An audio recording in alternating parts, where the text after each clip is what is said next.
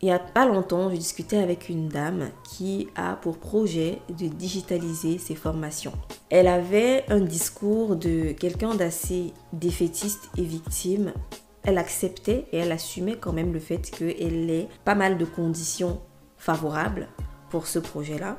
Elle a la connaissance, elle a les formations, elle m'a moi, elle a des personnes qui la soutiennent, elle a de quoi investir dans ce projet. En fait, elle a tout. Elle a tout pour réussir. Malgré ça, elle n'arrive pas à faire les actions nécessaires. Elle n'arrive pas à se bouger. Et elle me demandait justement qu'est-ce qui crée ce sentiment et comment en sortir, comment passer à l'action. La femme entrepreneur est celle qui a pour mission de devenir la meilleure version d'elle-même dans tous les domaines de sa vie. Elle s'est engagée pour sa liberté financière et pour rendre des vies meilleures par sa détermination, sa créativité et son ambition. Je m'appelle Isis, consultante en web marketing et fondatrice de Femme Entrepreneur Magazine. Sur ce podcast, je vous partage seule ou avec des invités des astuces, des conseils et des retours d'expérience pour avoir un business au service de sa vie. J'aborde des sujets tels que la vente, le marketing, le développement personnel et la productivité. Bienvenue sur ce nouvel épisode. Souvent, je dis aux gens, et d'ailleurs je me le dis à moi-même aussi très souvent, avoir des idées, des pensées, des projets, c'est bien, mais tant qu'on ne passe pas à l'action, rien ne va se produire. Pour ceux qui croient à la loi d'attraction, qui sont dans la spiritualité et tout, vous pouvez être dans la spiritualité à fond, vous pouvez être de ces personnes qui croient à la loi d'attraction, qui appliquent toutes les techniques possibles. D'ailleurs, j'ai fait un livre là-dessus sur la loi d'attraction quand j'étais encore dans le domaine du développement personnel. Mais tant qu'il n'y aura pas d'action, tant qu'il n'y a pas d'action, il n'y aura rien qui va se produire. Et la phrase « just do it », passe à l'action, c'est une phrase qui est très simple, très facile à dire, mais pour certains très difficile à appliquer. Même pour les personnes qui apparemment, a priori, ont toutes les conditions réunies pour réussir. D'ailleurs, quand on regarde certaines personnes de l'extérieur, on a l'impression qu'elles ont tout pour réussir. Mais la personne en elle-même qu'on regarde se dit qu'il manque quelque chose. Pour répondre à cette dame, il a fallu que je pose des questions. On a très souvent les réponses en nous, mais on veut que l'autre fasse surgir ces réponses-là. On veut que l'autre nous fasse admettre ou nous confirme tout simplement ce qu'on savait déjà au fond de nous. Donc, je vais poser des questions. Première question, qu'est-ce qui te bloque d'après toi? Qu'est-ce qui t'empêche de passer à l'action d'après toi? Et sa réponse était, moi je pense juste que je veux que tout soit parfait avant de me lancer. Je veux que toutes les étoiles soient alignées. Non, c'était pas ces termes, mais de ce que j'ai compris, elle voulait que toutes les étoiles soient alignées, que tout soit parfait, que ce soit le bon moment avant de passer à l'action. Désolée de vous le dire si vous pensez cette même chose aujourd'hui, mais le bon moment, c'était hier. Et l'autre bon moment, c'est aujourd'hui. Je n'encourage pas les gens à prendre des décisions hâtives, à se lancer dans des projets sans réfléchir et tout, mais quand vous avez un projet et que vous avez déjà mis sur papier le plan pour y arriver, la seule manière de savoir si ça va marcher, en tout cas la meilleure manière de savoir si ce projet va fonctionner ou pas, c'est de se lancer. Si sur le papier c'est déjà carré, vous savez que ça va fonctionner sur le papier théoriquement et que vous hésitez malgré tout à vous lancer par peur que ça ne fonctionne pas, vous ne saurez jamais si ça fonctionnera tant que vous ne vous êtes pas lancé justement. Et c'est ça l'ironie du sort, parce que quand on se lance, qu'on sait si ça marche ou pas, et dans tous les cas, se lancer va toujours être mieux, va toujours être plus enrichissant pour votre expérience de vie que de vous n'être pas lancé. Combien de personnes aujourd'hui sont dans un lit d'hôpital ou sont dans l'incapacité de réaliser des projets qu'elles auraient pu réaliser à cause de la peur ou à cause du, entre guillemets, perfectionnisme ou à cause de ce que les gens en penseront. Vous voyez, il y a tellement de facteurs, tellement de raisons de ne pas se lancer, il y a tellement de motifs, tellement d'excuses qu'on peut se trouver. Mais tout ça, c'est tout simplement, je répète, des excuses. Pourquoi s'excuser soi-même pour quelque chose qu'on n'a même pas tenté, pour quelque chose qu'on n'a même pas fait? Quand on est jeune surtout, quand on sait qu'on est jeune, parce que la jeunesse est dans la tête, il y a des gens qui savent au fond d'elles qu'elles sont jeunes, même si elles ont 60 ans. Il y en a qui sont à 25 ans et qui estiment qu'elles sont déjà trop vieux ou trop vieilles pour faire certaines choses. Donc quand on sait qu'on est jeune, qu'on a le temps, on a la vie devant nous, on a envie de vivre une vie pleine et remplie, il faut très souvent mettre la vie des autres de côté. Il faut très souvent se dire, en fait, j'ai un appel, j'ai quelque chose en moi de différent, je suis sur terre pour apporter ma pierre à l'édifice, et les gens peuvent ne pas forcément comprendre ce que je vais apporter, mais je dois l'apporter malgré tout. Trouver un pourquoi vraiment profond nous permet de passer à l'action. Votre pourquoi profond, c'est peut-être, comme je l'ai dit tantôt, le besoin d'apporter une pierre à l'édifice, le besoin de réaliser une mission de vie. Votre pourquoi peut être l'envie d'être un exemple pour vos proches, pour certaines personnes, pour vos enfants, pour les femmes, etc.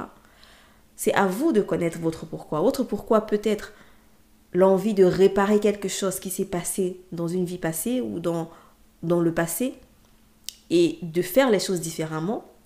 Je prends l'exemple simplement des personnes qui deviennent médecins juste parce que un de leurs parents est mort d'une maladie qui aurait pu être traitée. Du coup, ils deviennent médecins pour, en quelque sorte, combler ce vide, résoudre ce problème pour les autres. Donc, à vous de connaître votre pourquoi, parce que c'est un pourquoi profond qui nous aide à effacer toutes les excuses, à arrêter le bullshit, à arrêter de se dire, en fait, c'est quand j'aurai ci, c'est quand je ferai ça, c'est quand je serai ci et ça, que je vais passer à l'action. Donc oui, certes, c'est bien beau de dire, c'est bien facile de dire, passer à l'action, il faut passer à l'action, mais il faut avoir un pourquoi profond pour pouvoir passer à l'action. Et même la motivation ne suffira pas, parce que la motivation est éphémère. La motivation, c'est un pic d'hormones, c'est un pic d'énergie soudain qui disparaît après. C'est comme lorsque quelqu'un se drogue, ouais, il a un pic de bonheur, de joie, de plaisir, et après ça redescend. C'est pareil avec la motivation. Donc si aujourd'hui, vous avez du mal à passer à l'action, peut-être vous avez envie de quitter votre situation actuelle et vous lancer dans l'entrepreneuriat, peut-être vous avez envie de fonder une famille, peut-être vous avez envie d'investir dans quelque chose, peut-être vous avez envie de rentrer au pays, peut-être vous avez envie de... Voilà, peu importe le projet, tant qu'il vous tient à cœur. Premièrement, reconsidérez le projet en vous posant la question du pourquoi vous le faites. Est-ce que c'est pour les bonnes raisons, entre guillemets? Bonnes ou mauvaises, c'est relatif, ça dépend de vous. Est-ce que c'est pour les bonnes raisons que vous le faites? Et ensuite, faites un plan écrit, notez votre plan sur le papier et ensuite lancez-vous. Parce que si vous le faites pour les bonnes raisons, il n'y aura pas d'excuse possible pour ne pas passer à l'action. Parce que vous devez accomplir ce pourquoi, je répète pourquoi, vous lancez ce projet. Dans cet épisode, je voulais juste insister sur la place de l'action dans la réalisation de quelqu'un. Le mindset a énormément de place, mais l'action a aussi évidemment sa place, une très grande place. Je ne suis pas de ceux qui croient qu'il faut bosser super dur pour réussir, qu'il faut hustle, il faut se tuer à la tâche, il faut travailler tous les jours de la semaine, H24, etc. pour pouvoir... Non, je ne suis pas de ceux qui pensent ça. Je suis de ceux qui pensent qu'il faut travailler intelligemment. Il faut travailler en étant sur les bonnes fondations, sur les bonnes bases. Et ces bases, c'est justement le mindset qu'on a. C'est justement le pourquoi. C'est justement tout le travail qu'on fait au niveau invisible, au niveau de la spiritualité, au niveau du développement personnel.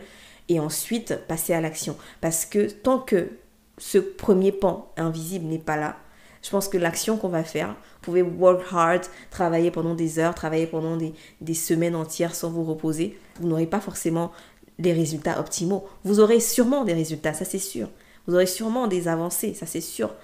Mais comparé à l'effort que vous fournissez, ce sera un ratio très très très énorme. La preuve, c'est qu'il y a des personnes qui font très peu d'efforts et qui ont beaucoup de résultats. Tandis qu'il y a des personnes qui font énormément d'efforts pour avoir ce même résultat. C'est pour vous dire à quel point la connaissance, le développement personnel, la spiritualité sont des bases importantes, sont des choses importantes dans notre vie, mais ça doit s'accompagner justement d'action. Et quand on fait l'action sur les bonnes bases, on fait une action inspirée, on fait une action calculée, on ne fait pas une action dans le vide.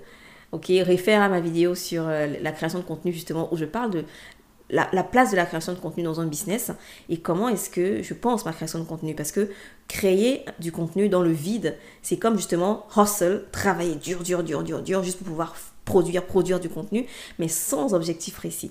Et réfère aussi à mon épisode numéro 72, dans lequel je parle de la peur de changer. Une des raisons pour lesquelles beaucoup ne passent pas à l'action, c'est aussi la peur de changer. Changer, c'est-à-dire échouer, perdre quelque chose, ou même réussir. Parce que oui, il y a des personnes qui ont peur de succès, peur de la réussite, peur de qui elles deviendront en réussissant. Donc écoutez ces 2 épisodes-là du podcast, ça va vraiment pouvoir compléter celui-ci et vous aider à vous poser les bonnes questions et éventuellement vous aider à passer enfin à l'action vers des choses que vous voulez vraiment faire. Avoir le courage, ouais, ça demande du courage, avoir le courage de vous lancer, même quand vous ne voyez pas toutes les marches de l'escalier. Parce que attendre de voir toutes les marches de l'escalier avant de prendre le chemin, c'est le meilleur moyen de ne jamais avancer. C'est comme l'analogie qui est dans le documentaire Le Secret. Pour ceux qui l'ont vu, vous aurez la référence. Quelqu'un qui roule sur une route tard dans la nuit, il n'y a pas de lumière, il n'y a pas de lampadaire, avec ses phares allumés, ne verra jamais toute la route avec ses phares. Il verra quelques kilomètres devant lui et il pourra arriver à sa destination juste en voyant les prochains kilomètres devant lui. Mais s'il attend de pouvoir voir toute la route avant de démarrer sa voiture, il restera sur place. Donc c'est pareil pour vos projets. J'espère que cet épisode vous a un peu motivé, inspiré, donné du courage et je vous souhaite vraiment du succès dans tout ce que vous entreprenez. Si vous avez aimé l'épisode, laissez-moi un 5 étoiles sur votre plateforme d'écoute, ça me fera énormément plaisir et ça permettra de booster la visibilité de ce podcast. À très bientôt et prenez soin de vous.